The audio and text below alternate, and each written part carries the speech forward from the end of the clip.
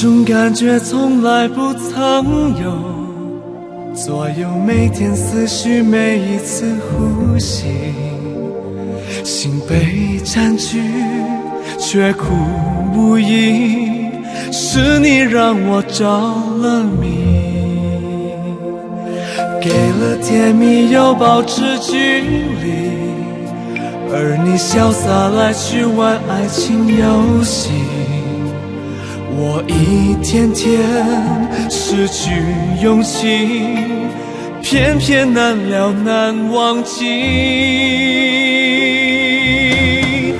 单单为你心有独钟，因为爱过才知情多浓，浓得发痛在心中，痛全是感动。我是真的真的与众不同，真正为你心有独钟，因为有你世界变不同。笑我太傻太懵懂，或爱得太重，只为相信我自己能永远对你心独钟。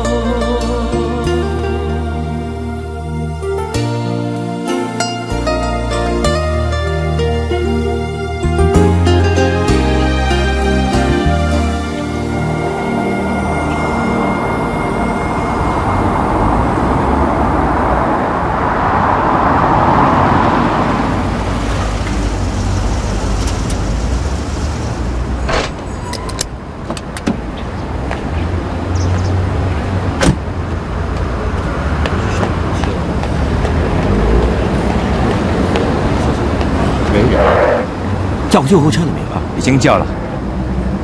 我是医生，让我看看好吗？好的。你觉得怎么样？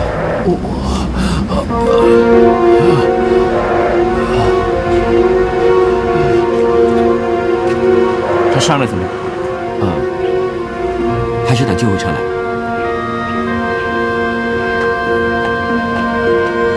奇怪。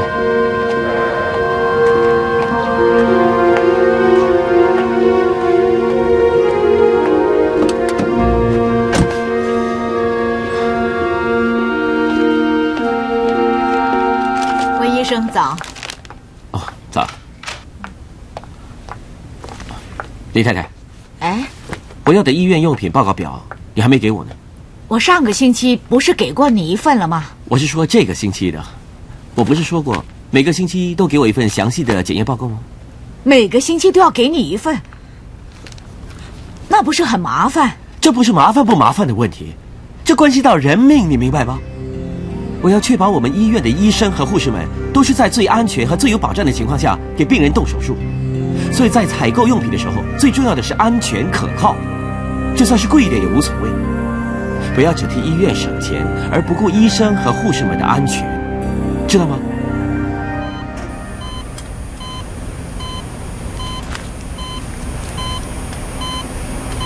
第一次进手术室是这样的，要放轻松一点。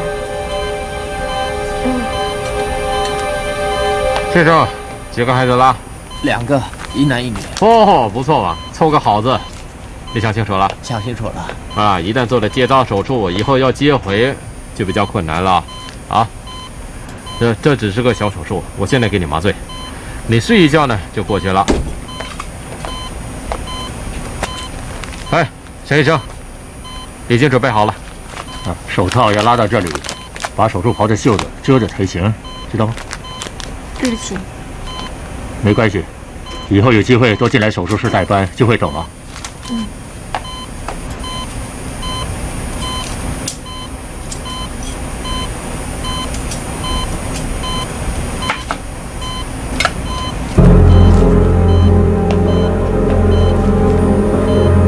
谁叫你把手放下来的？这样会感染到地上的细菌的，万一传染给病人，那该怎么办呢？对不起，我一时忘了。有时候就是因为一时疏忽，造成不必要的严重后果，你知道吗？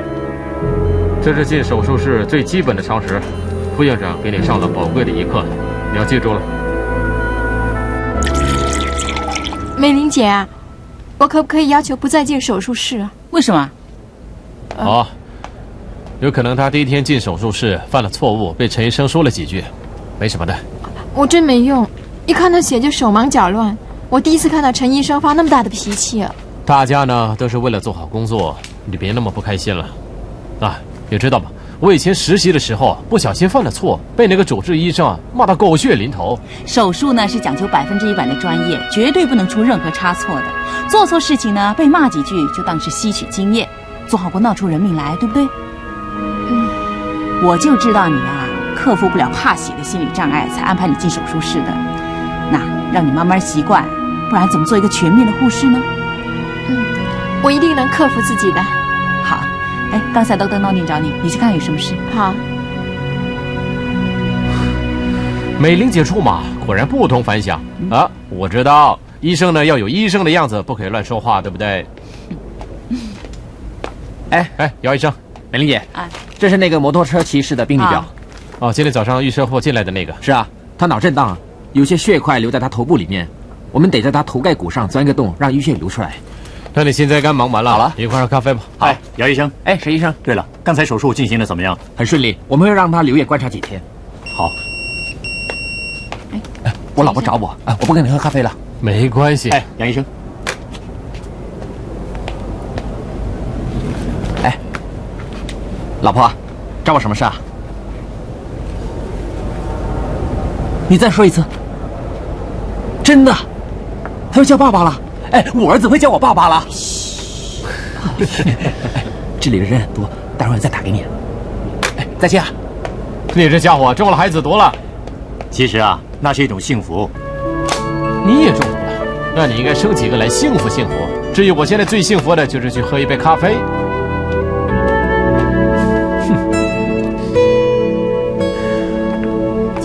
我知道，随时留意他的情况啊。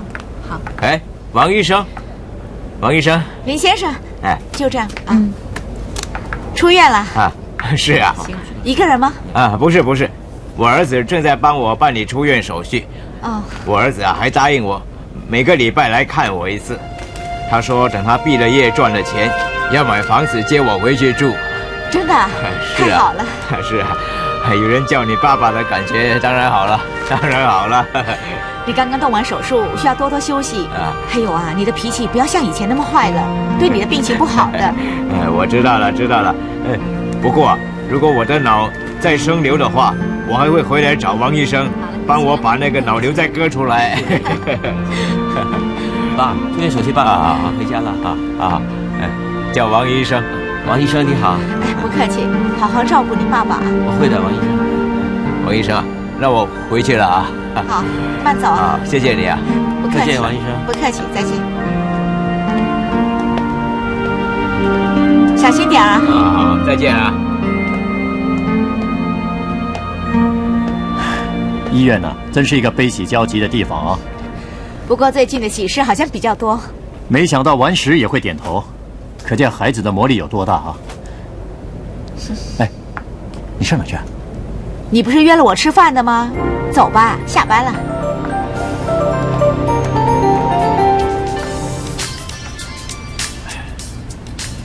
怎么样？书拿到了吗？拿到了。哎，这是我给你叫的，谢谢。已经放了糖了。好。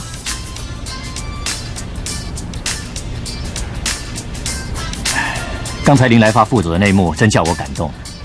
你知道他令我想起了什么吗？什么？朱自清的散文呢？那篇叫《背影》的，是讲父亲和儿子浓得化不开的亲情。我发觉我的华文程度退步得很厉害。以前这篇文章我很熟的，可是现在都已经忘记了。我们的大医生什么时候变得这么文艺了？我看还是想想待会儿上哪去吃饭比较实际的。生孩子怎么可以说不实际呢？我们除了孩子的事，能不能谈别的？不能，否则那就叫做朋友或同事，不叫夫妻了，对不对？你也知道了，这就是为什么不能和国心谈生孩子的事情。我们现在物质上和精神上什么都有了，可是有时候想想，你不觉得我们似乎还缺少了什么吗？我不觉得我们缺少什么，我觉得我们现在这样不是很好吗？我们有充分的时间照顾我们的病人，看着他们健康出院，也是一件很开心的事嘛。话是这么说，可是有了孩子，依然可以做个好医生，我不觉得有什么不妥。你怎么还是不明白呢？就拿焦医生来说吧，他整天担心孩子的学业，孩子一有事呢，他就心急，甚至请假不来上班。你不觉得这样对病人很不公平吗？焦医生只不过是个少数例子，很多人都能够公私兼顾的。我自认我办不到，你也知道我是个好胜的人，还想再攀事业的高峰，我不能让孩子牵绊着我。如果一有了孩子，我怎么能够专心做我的肿瘤学研究工作呢？而且你也知道，我已经40岁了，我不希望当高龄产妇，我怕对我和孩子都有不良的后遗症。你是个妇产科医生，我也相信你看过很多高龄产妇产下患有唐氏综合症孩子的悲剧吧？你放心吧，我经手过的高龄产妇，她们都没有问题，而且出意外的百分比是很低的。你敢说完全没有意外？我们都是医生啊，不管在怀孕期间或者产前产后，都可以做出安全的措施。更何况现在医学那么发达，可是还是不能避免完全没有意外，对不对？不怕一万，只怕万一。就是因为我在这行，所以我很明白，很多事情不是我们范围之内可以控制的。好了，我们不要因为这件事影响胃口，好不好？今天晚上我们吃法国餐，我请客。现在吃什么我都没有胃口了。好啊，那我省起来。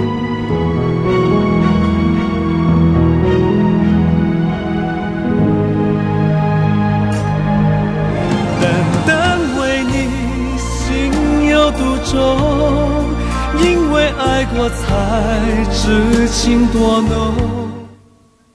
单单为你心有独钟，因为爱过才知情多浓。我真的有病啊！你们不能今天就叫我出院呐，护士长。张伯啊，你说心脏有问题呢，我们就找了心脏科的医生给你看；你说有老人病呢，我们也找了老人科医生给你看。现在呢，只差妇科医生没有给你看呢。他们都说你很健康，根本就没有病。不是的，我真的有病啊！哎，请你再叫医生给我仔细的检查好不好啊？你真的没有病，还是出院吧？哎呀，你们怎么可以这样呢？我真的有病啊！你们不相信我，如果我死了怎么办呢？我又不是付不起房费和医药费啊6号房替病人打针。哎，护士长，我真的有病啊！你不能叫我这个张德发，上次一来就到处找我们聊天，他哪会有病呢？这样的老人也真奇怪，把医院当度假屋，这样也好，只要医院有钱赚就好了。话虽然这么说，我们也不是不想让他留下来，而是最近床位真的不够嘛。哎呀，我不跟你多说了，我要去吃饭了。哎，我正要找你，为什么没有按照我的指示向新的供应商订货，而继续跟这家旧的买呢？那家新的供应商很贵，而那家旧的供应商比较便宜，而且还有折扣嘛。我不是再三强调过，价钱是其次，最重要的是品质要好，安全第一啊！温医生，院方呢要我们省钱，你又说品质最重要，哎呀，我真的很难做的。哎，我是小人物，我管不了了，你还是去问院长好了。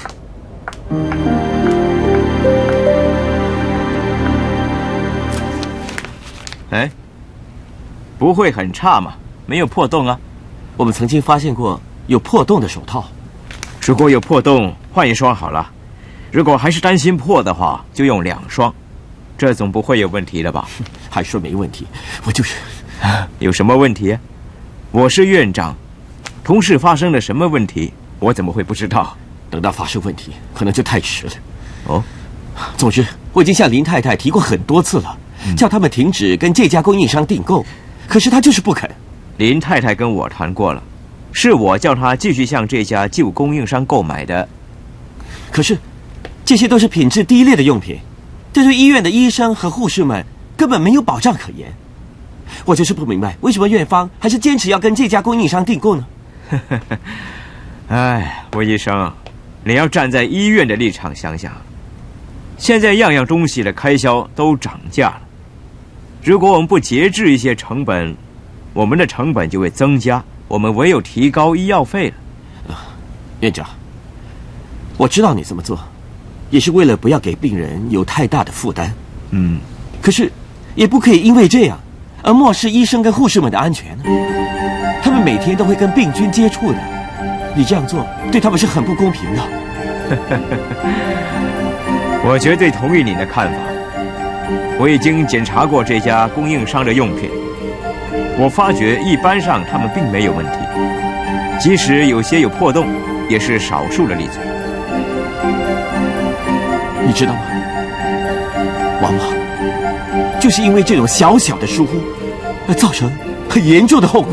温医生，我明白你用心良苦，请你放心，我会下通告，叫同事们在使用用品的时候要格外的小心。啊，坐坐。你要知道，我们是私人医院，不是慈善团体，我们并不希望赚大钱，只要能够维持收支平衡，已经是很不错了。而且现在竞争非常的激烈，我这个做院长的是很难当的。我的上头还有董事局，有许多的大头头，我还得向他们报告的。我有一件事觉得很奇怪，你本来是做整容医生的，为什么突然转行做行政的工作？你是我们医院里5星级的专科整容医生，你不做，对我们医院是很大的损失，你知道吗？院长，我相信这件事情，陈医生已经跟你解释得很清楚了。我真的很累，我需要一个不一样的环境。我了解你的工作压力，转行处理行政的工作也好，只不过我希望你很快的能重新拿起手术刀，这对你、对医院的收入都有很大的帮助。温医生，听说你为了采购用品的事去见刘院长，真没想到医院的行政是这么的复杂。我只想做一点点的改革，都要经过这么多部门的批准。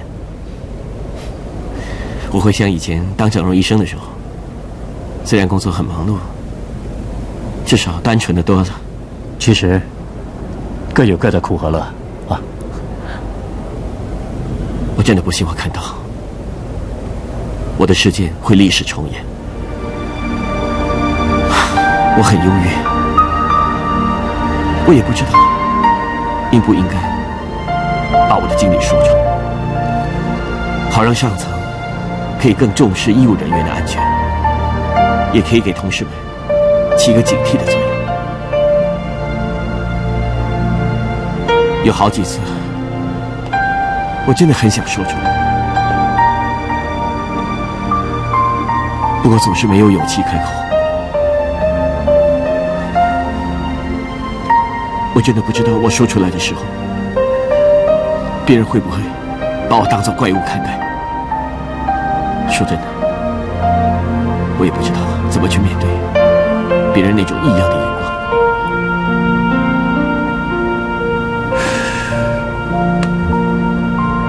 你的身体很健康，反正是公司安排的常年健康检查，来检查一下也好嘛。几个月了？有没有5个月？6个月了。我刚做过扫描，是个男的。真的？恭喜你了。谢谢。什么时候轮到你？我知道你心里在想，都40多岁了还生，是不是怕生出一个痴呆的孩子，对不对？我当初的想法也是跟你一样，怀孕之后我反而豁出去了，只等待孩子的来临。再说大家都是医生，都知道现在有很多妇女病，就是因为女人不生孩子。我宁愿辛苦生一个，也不要得到什么妇女病啊。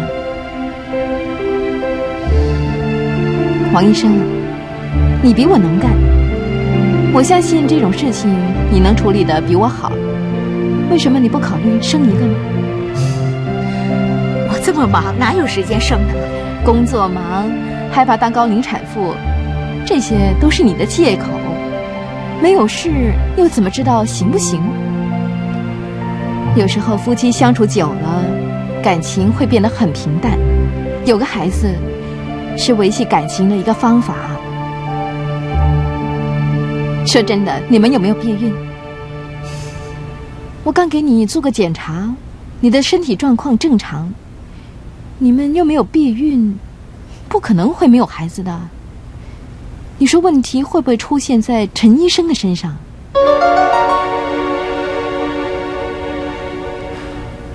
你的精液里是完全没有精虫的。这怎么可能呢？你不要太难过，像你这样情况的男人也有很多，在本地有1/3的人呢，生殖能力是有问题的，大概有10%吧，他们的精液是完全没有精虫的。为什么会这样的？造成这样的原因有几个，一个是先天性的，另外一个呢是睾丸受到细菌的感染才会造成的。细菌感染？比如腮腺炎，我们俗称的猪头皮，如果被感染的话，没有及时治疗，就会造成这个睾丸不育，还有红肿的现象。哦，我想起来了，我小时候好像中过猪头皮，当时我妈还找个笑虎的人在我脸颊上写个虎字呢。就因为这样，你的睾丸被细菌感染了，影响它产生精子的作用。所以呢，凡是有病就应该及时找医生治疗，比较妥当。为什么偏偏选中我了？哎呀！别这样，医生，我们应该怎么办呢？以你们的情况，如果真的想要有个孩子的话，最好的方法就是借用别人的精子。也就是说，胡太太，你要接受别的男人的精子置放在你的卵子里面。啊，不，我绝不会答应这么荒谬的做法。要我老婆接受别的男人的精子，那我还像个男人吗？我是绝对不会答应的。你冷静点儿，医生，现在科学这么发达，一定还有其他方法的，对不对？另外一个办法呢，就是领养孩子。不过现在的社会这么开放了，如果真的想要孩子的话，接受别人的精子呢，也是很平常的事。这总比领养的好，至少还有一半是属于自己的。都是我不好，我对不起你。算了，我们再商量一下，看要怎么做，再说吧。走吧。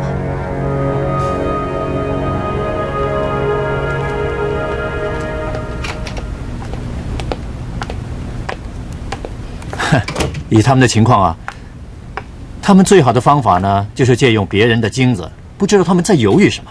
这是什么年代了？看他们这么年轻啊，思想却比我还要落伍。哎呀，这种事一下子谁都不能够接受的嘛。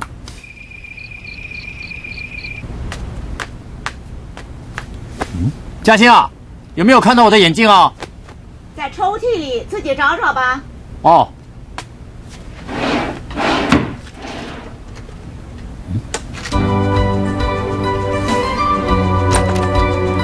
怎么样，找到了吗？哎，你什么时候开始吃多仔丸呢？啊？上个月开始啊。为什么没有告诉我？是不是想给我一个惊喜啊？好，我要为不怕做高龄产妇的陈太太高喊万岁！可是都这么久了，似乎没什么功效。哎，你说会不会是我出了什么问题啊？你不是刚刚做了常年检查吗？那份报告说你身体健康啊。那会不会是？哎，你别以为是我，你放心吧，我跟你保证，我是最没有问题的。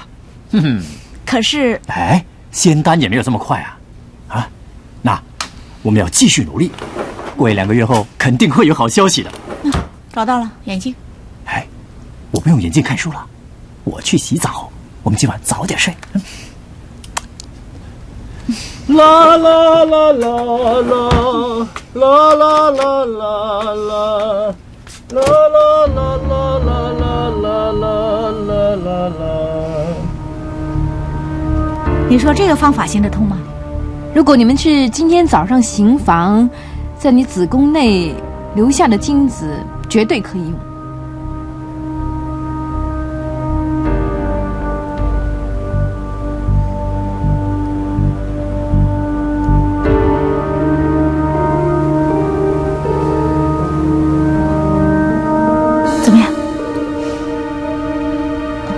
是不是他的精虫不够活跃？不是完全没有精虫。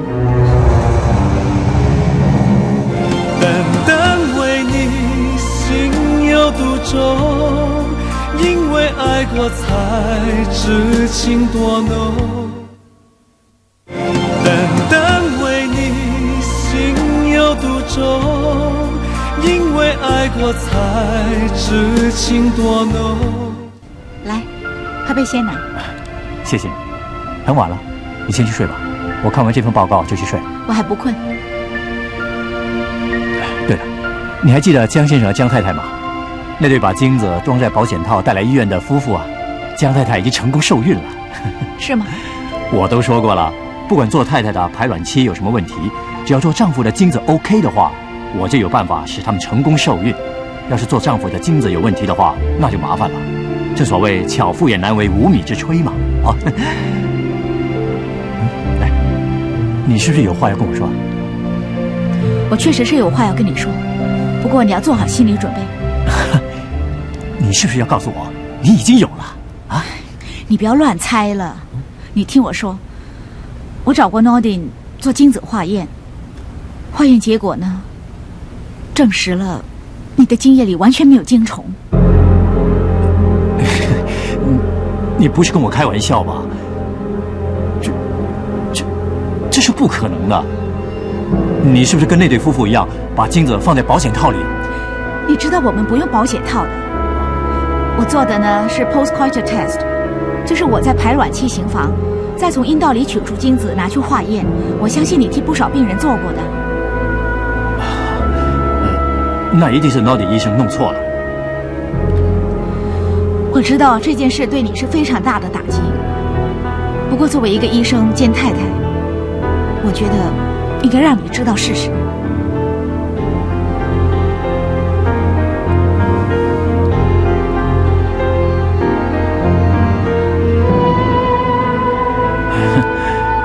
也许是技术上出了问题。啊，这样好了，明天我到了诊所，再自己检验一次吧。也好，那我先上楼睡觉了，你不要坐得太晚。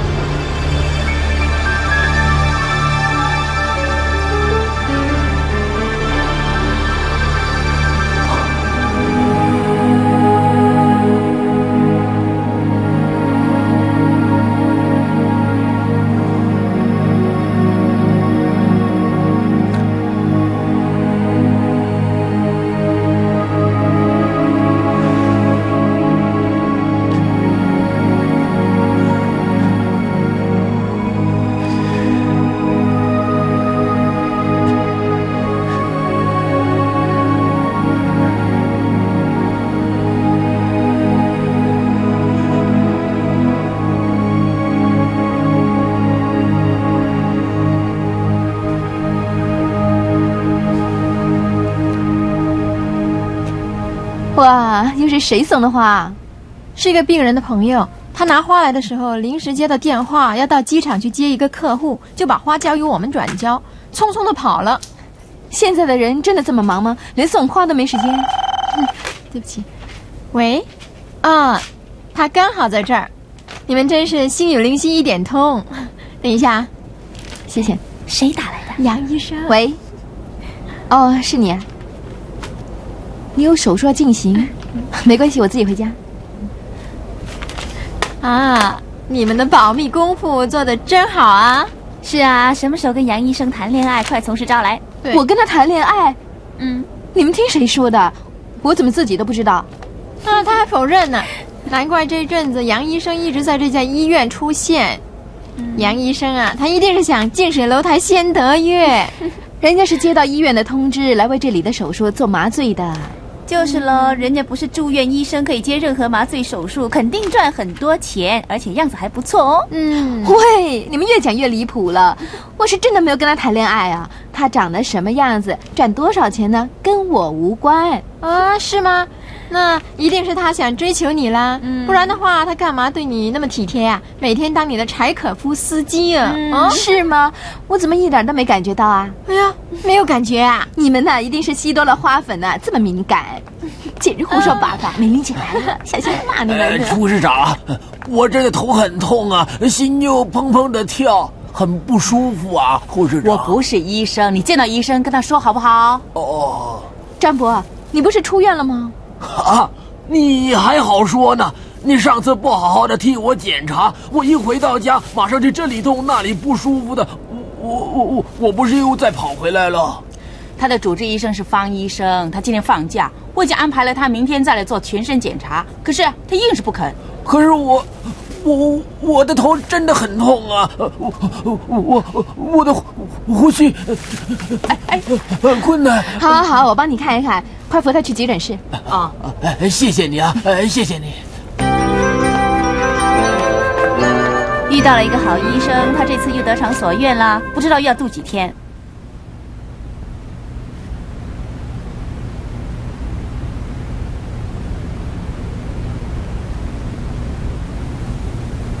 检查结果跟你自己做的一样。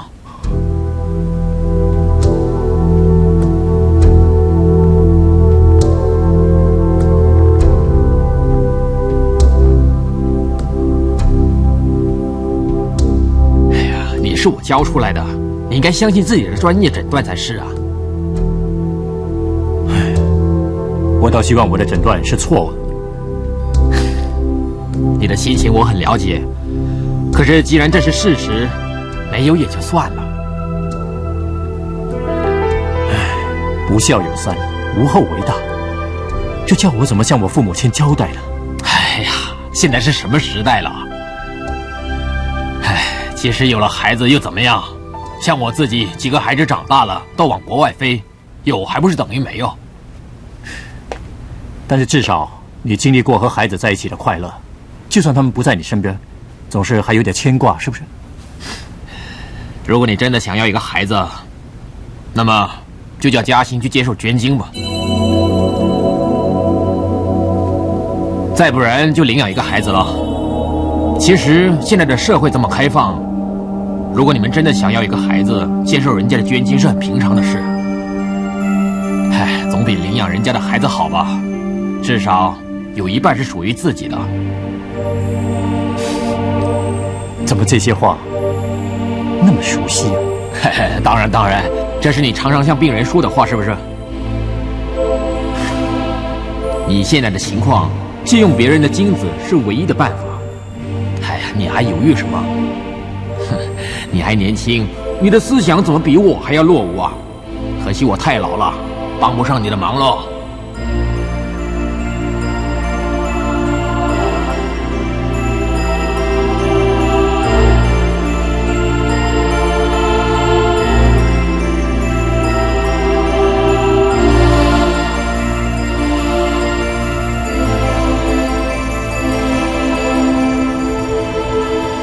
陈医生，哎，杨医生，来这里做手术啊？是啊。哎，你怎么会在这里出现呢？我可以说是到处乱跑，哪里需要我就去那儿。哎，别告诉我你想跳槽来这里吧？你有没有空啊？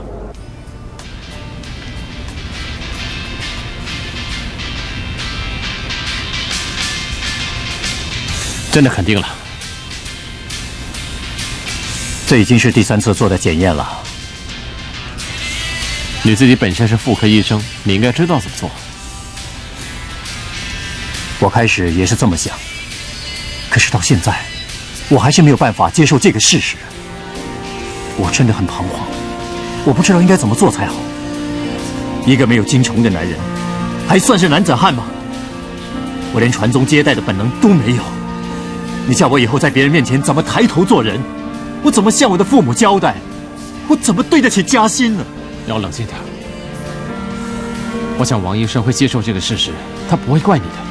我以前遇到这种病症的病人，我总是说得很轻松，叫他们接受捐精。难怪那些男病人对我发脾气。我现在终于体会到，这对他们来说是一个多么大的打击啊！像刚才，我以前大学的教授也跟我说同样的一番话，我听了之后心里很不是味道。要不是他是我的教授，我真想拍桌子骂他，我还想揍他一顿呢。是的，我知道他是在安慰我，可是我听了，我感觉到他好像每一句话都在挖苦我。其实每个人都是一样的，事不关己的时候就讲得很轻松，等到自己真正遇上的时候，却是另外一回事。你怎么不说话？因为我知道我帮不了你啊，最多我用教授的话来安慰你，可是我又不是教授，我怕你会揍我。我要揍了你啊，还不是于事无补？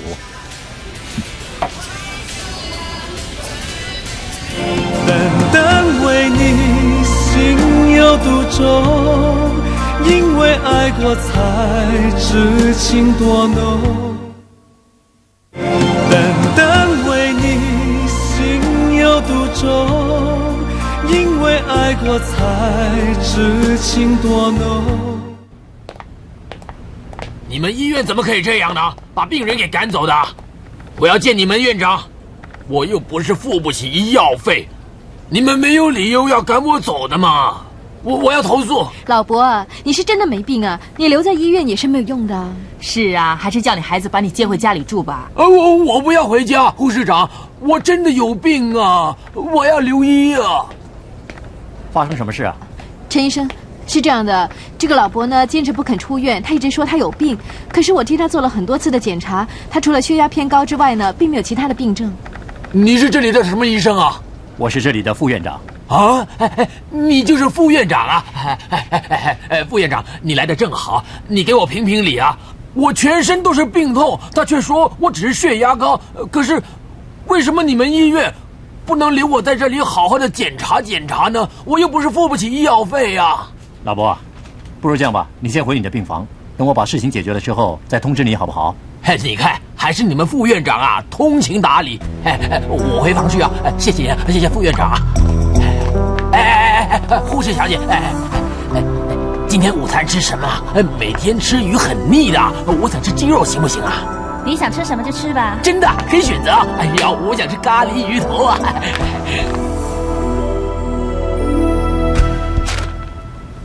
最近的病房真的那么紧吗？非得要他马上出院？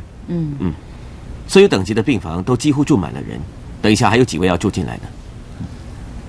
不是我们没有人情味儿要逼他走，不过我觉得让这个没有病的人霸着床位，对那些需要照顾的病人是很不公平的。我同意温医生的说法，医院不是度假屋嘛，我们必须照顾那些真正需要治疗和照顾的病人。苏医生，你的意见呢？张德发的病历表我看过了，他除了血压偏高之外呢，没有其他病症。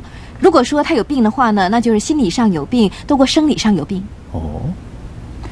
护士们都跟我说，张德发是非常怕寂寞的，很喜欢找人聊天，常常缠着他们说话，而且烦得他们不能工作。把医院当成避难所，送那些老人来的例子太多了。许医生跟我说过，曾经就有一对夫妇把没病的妈妈送进来医院住，原来他们打算出国旅行，老人家没人照顾。所以我们不能让这些人滥用医院的服务。其实这些老人也挺可怜的，人生真的有很多无奈。不过在这情况之下，美玲，你帮我联络他的家人，我想跟他们谈谈。好的。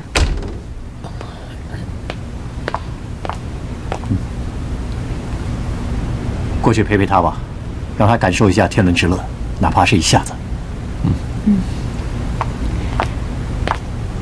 爸，我们来了啊！你们都来了。是啊。真高兴看见你们。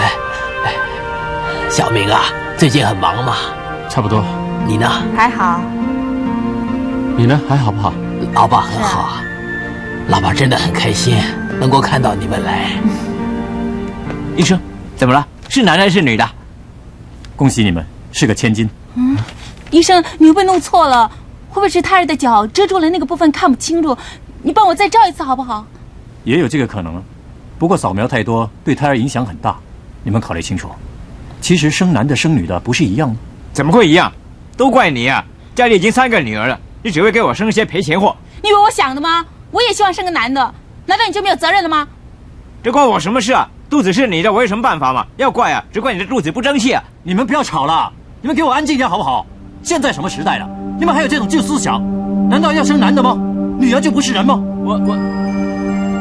上天赐给你们孩子，你们还要嫌东嫌西？你们知不知道，这世界上还有人要生啊，却不能生啊？你们都不知足吗？我们闲是我们的事情啊，你什么态度嘛？走，我们换医生。是啊，莫名其妙。我希望生男的，关他什么事啊？我要投诉。投诉就投诉，不做你们这种也不会饿死的。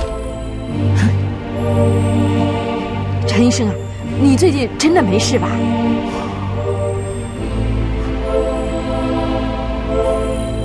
外面还有病人吗？没有了。你可以下班了。你真的没事啊？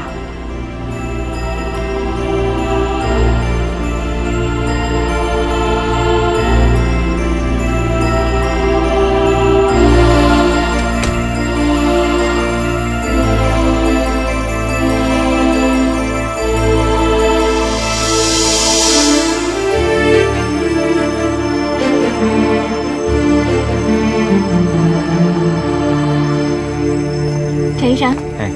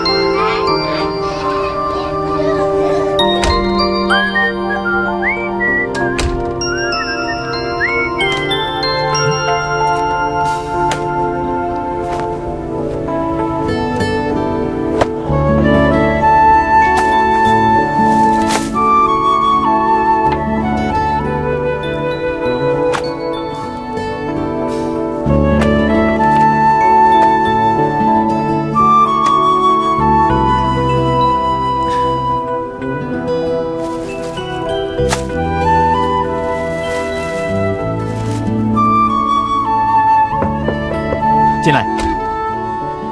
要走了吗？待会儿上哪吃饭？哼，真难得啊，每次都是我找你吃饭的。哎，可是我现在还不饿。这样吧，想不想喝香槟？好啊，怎么会有香槟呢？啊，是一对夫妇啊，生了5胞胎送的。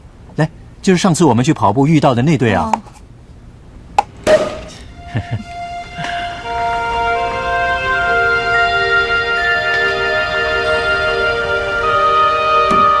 来，干！干！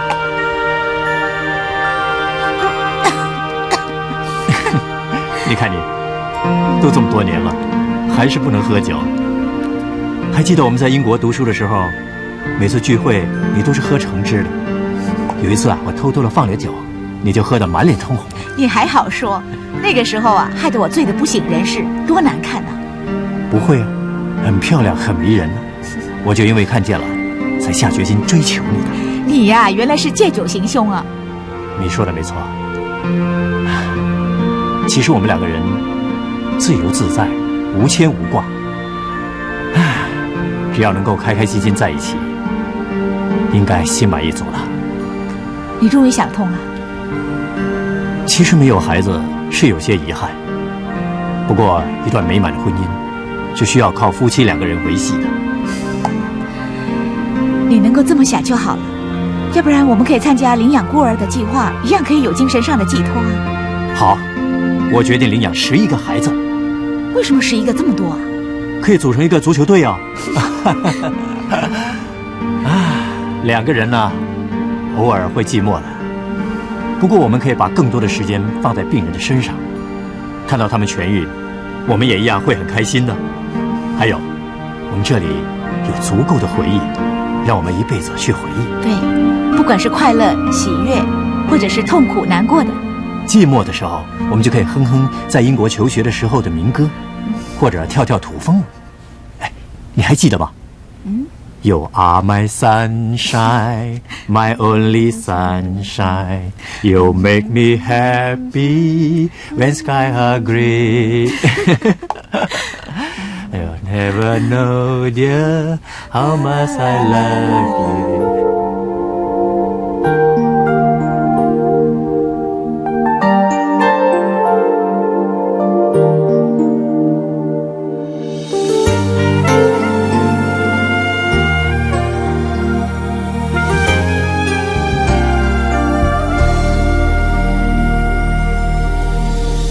这种感觉从来不曾有，左右每天思绪，每一次呼吸，心被占据，却苦无依，是你让我着了迷，给了甜蜜又保持距离，而你潇洒来去玩爱情游戏。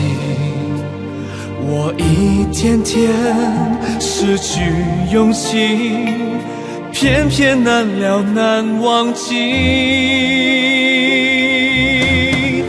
单单为你心有独钟，因为爱过才知情多浓，浓得发痛在心中，痛却是感动。我是真的真的与众不同，真正为你心有独钟，因为有你世界变不同。笑我太傻太懵懂，或爱得太